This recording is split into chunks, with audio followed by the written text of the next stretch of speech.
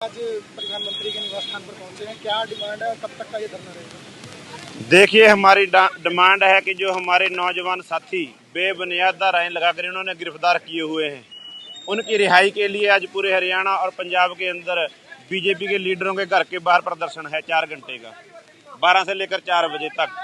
और उसके तहत अम्बाड़ा के अंदर असीम गोयल परिवहन मंत्री के घर के बाहर ये प्रदर्शन आज है और सांकेतिक धरना प्रदर्शन है। और उसके बाद फिर और भी जैसे मोर्चे की कॉलें होंगी उसके मुताबिक अगले फैसले लिए जाएंगे। 13 फरवरी से आप लोग लगातार शंभू बॉर्डर पर बैठे हैं, वार्ता भी बंद हो चुकी है, अब आगे की क्या रणनीति रहने वाली है? देखिए, रणनीति वही है आंदोलन की कि हमने लगातार अपने आंदोलन को वहां पर चलाना है जहां पर हरियाणा सरकार ने, भारत सरकार ने एक बड़ी दीवारें लगाकर रास्ता बंद किया हुआ है पिछली 9 फरवरी से। और जब वहां पर किसान 13 फरवरी को आए तो उन्होंने गोला बारूद गोलियां हमारे निहत्थे किसानों के ऊपर, 400 से ऊपर किसानों को घायल किया। एक हमारे नौजवान साथी की इन्होंने कत्ल किया गया, गोली मारकर हत्या की गई। जसकरण की बाजू में गोली लगी और 3 साथियों की आंखें चली गई। वो सब हरियाणा और भारत सरकार के कारनामे, जिसके अंदर हरियाणा के गृह मंत्री ने जिम्मेदारी भी ली है। अभी मैं उसकी जिम्मेदारी भी लेता हूँ। कोई ऐसा उसने ये नहीं कहा कि वो किसी प्रशासन अधिकारी ने गोली चलाई है, उसने बोला कि हाँ हमने गोली चलाई है, हम इसकी जिम्मेदारी लेते हैं। कहने का मतलब साफ साफ है, वहाँ पर हुआ तशद्दुद वहाँ किसी आम मुलाजिम का या वहाँ किसी एसपी का नहीं, वहाँ का जो तशद्दुद है, वहाँ पर जो गोलीबारी हुई है, वहाँ पर जो हत्याएं हुई हैं, वहाँ पर जो तांडव इन्होंने किया है, वो सब हरियाणा सरकार और भारत सरकार, बीजेपी सरकार उसके जिम्मेदार हैं, जिसका उन्होंने मोहर यहाँ के पूर्व गृह मंत्री अनिल विज जी ने लगाई है।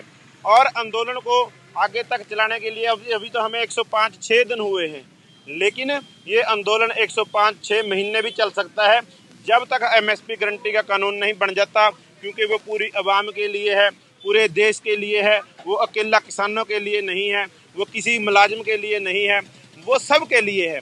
क्योंकि जो कारपोरेट घराने फसलों का रेट किसानों से पूरे नहीं देते और पूरे देश के लोगों से 150 करोड़ की आबादी की लूट करते हैं और उनके ऊपर काला बाजारी करते हैं। ये काला बाजारी बंद करने के लिए और किसान तक सही उसको अपना फसल का रेट मिले और जो पूरी आवाम है उसको सही रेट के ऊपर फसलें मिल सके। जैसे 2 फसलें हैं, मान लो गेहूं और धान, उसकी कोई ब्लैक नहीं होती क्योंकि उसको एमएसपी मिलता है, लेकिन वो एमएसपी भी हरियाणा पंजाब में मिलता है।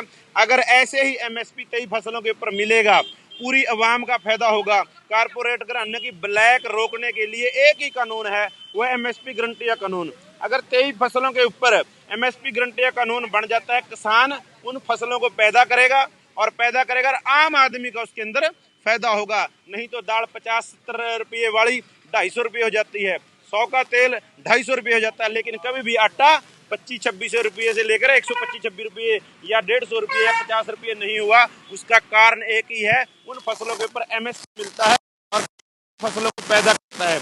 लेकिन की बात यह है, बाहर से आने वाला जो हमारा यहाँ पर तेल की खपत है, 55% के आसपास तेल बाहर से आता है। हम जबकि 100 का 100% अपने देश के लिए तेल भी पैदा कर सकते हैं। 50% से ज़्यादा दालों का इम्पोर्ट होता है। दुख की बात है, मेरे देश के अंदर जितनी भी सरकार के दालें इनको एक्सपोर्ट करने के लिए भी हम दे सकते हैं, इतनी पैदा कर सकते हैं, लेकिन ये कारपोरेट घरानों को गवारा नहीं है। उन लोगों ने ब्लैक करनी है और पूरे देश के लोगों को लूटना है। उस लूट से बचने के लिए हम आपके माध्यम से सभी देशवासियों को, सभी वर्गों को, लोगों को कहना चाहते हैं, अगर एमएसपी गारंटी का कानून बन जाएगा, कारपोरेट घराने जो बिचौलिए, व्यापारी और दलाल लोग हैं, वो इसमें से निकलेंगे और किसान का भी फायदा होगा और पूरी आवाम का भी फायदा होगा। ये हमारे आंदोलन का मजबूती है और इस बात को लेकर हम जन जन तक गए और पूरे देश के अंदर आंदोलन फैला और बीजेपी के लीडरों को हर गली मोहल्ले के ऊपर उस आंदोलन का सामना करना पड़ा। उस शुभ कर्ण की हत्या के बारे में लोगों ने सवाल किए, बीजेपी को बैकफुट पर आना पड़ा। और जो हमारे आंदोलन की मजबूती है, जो 400 को पार का नारा लगाने वाले लोग थे, वो शायद 200 के आसपास भी ना जाएं। ये आंदोलन की मजबूतियां हैं और पूरे देश के लोगों ने, वर्गों ने इसका सपोर्ट किया है, समर्थन किया है।